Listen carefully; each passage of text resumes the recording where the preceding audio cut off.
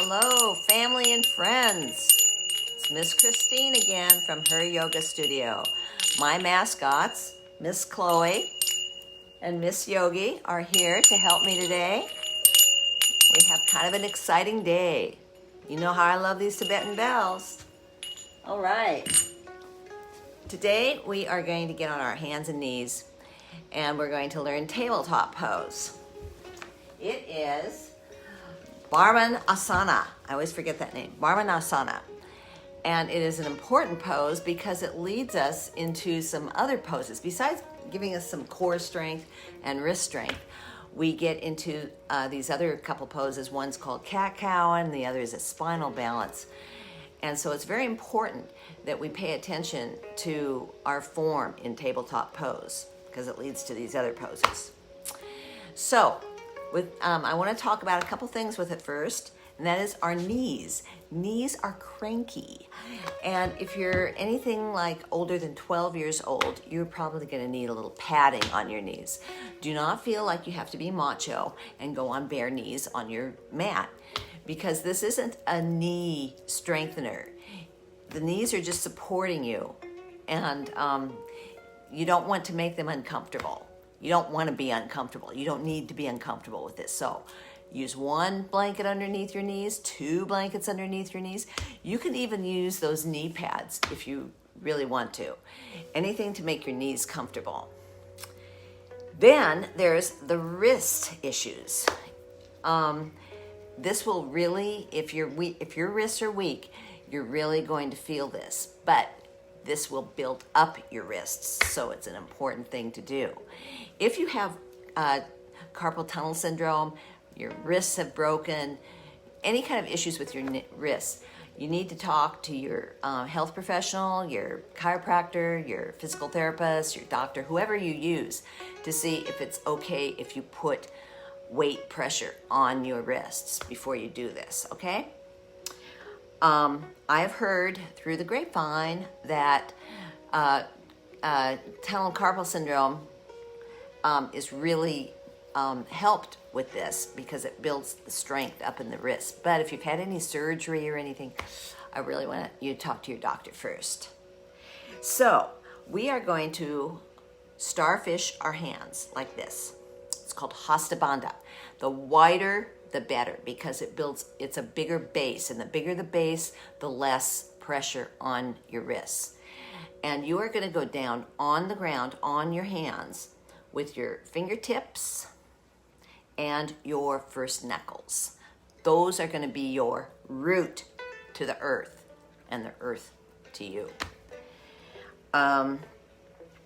The fleshy part of your fingers right in here will support most of your weight. And how you get that is you just kind of rotate your forearms in. You don't go like that.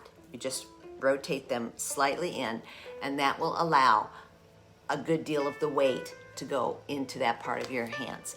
If at any time your wrists are feeling cranky as well, you come up and you wrist roll, wrist roll, wrist roll.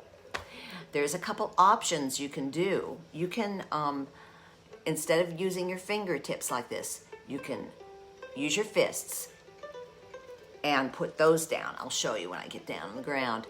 Put those down on the ground instead of your fists, and that will help relieve some pressure.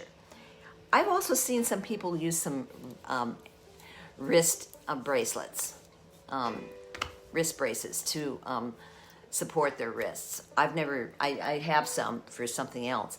I've never used them for this, but that might be something you could try as well. If it's too much to be on your hands and your doctor said no, whatever, by all means, you can do tabletop sitting in a chair. And someday we'll do a chair yoga so that you can see how that's done. And I'll show you some other time how you could do a tabletop. Anyway, I'm going with a tabletop sitting in a chair. I'm sorry. I'm going to move this over. Get that out of the way. And my mat. Miss Chloe, I introduced her, and Miss Yogi. They will supervise us. Down onto your knees. Now I'm going to be facing the camera and talking to you, but I'm going to want you to be looking straight ahead and eventually straight down. Hasta Bandha, spread those fingertips as wide as you can and place them down in front of you. Rotate your forearms in just a tad so that you get most of your weight in that fleshy part between your index finger and your thumb. And then stack your arm bones from your wrist to your shoulders. Stack them. Make them be right over each other. The tip of your head is to be facing the wall in front of you, and you are to look straight down. Not like that, but straight down with your head pointing straight to that wall. You have a line from the crown of your head to your tailbone, and your tailbone is facing straight back. Then we have this little natural phenomena called gravity, and it likes to pull us down. You want to pull your core, your belly button, into your spine. And that's where you get some core strength from this position. Pull it in, and that should help your back go straight. You could actually try to have a tea party on your back or a picnic. Take a deep inhale, exhale, and push away. Push those fingers away. Flatten your back, keep flattening your back. It'll take some adjustment to get it as flat as you can. Stack your knees to your hips, just like you stacked your wrist to your shoulders. You're stacking your bones.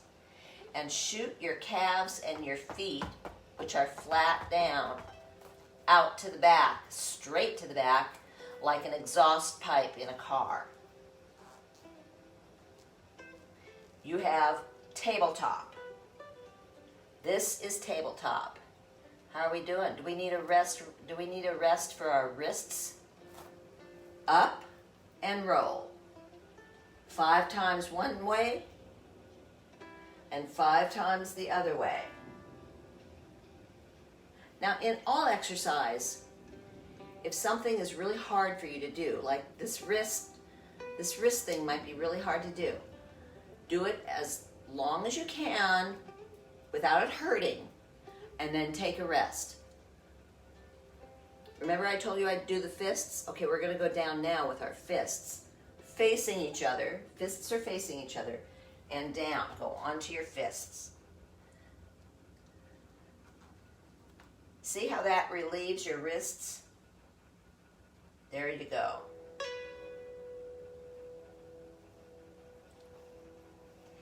Now, on my next video, we will be doing 2 postures from tabletop. Pull in that tummy, straighten out that back. And remember when I told you head over heart over pelvis? Well, that's exactly what this is. Only we were doing it standing up. Now we're doing it laying down. So that's vertical. This is horizontal. It's the same spinal alignment. You also want to remember to keep your earlobes and your shoulders as far apart as possible. So you don't pull your shoulders down. You pull your shoulders back and you lengthen your neck. Remember that word I said, spaghettifying? Yeah, you're spaghettifying your neck. So you're doing all the things that we've talked about before, but on your hands and knees. Pull in your tummy. It's hard. Gravity is a strong phenomena. So,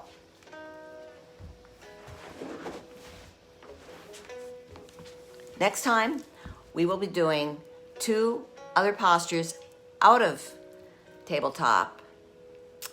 Remember, yesterday was history. Tomorrow's a mystery, and today is a gift, and that's why we call it a present. Till next time, namaste.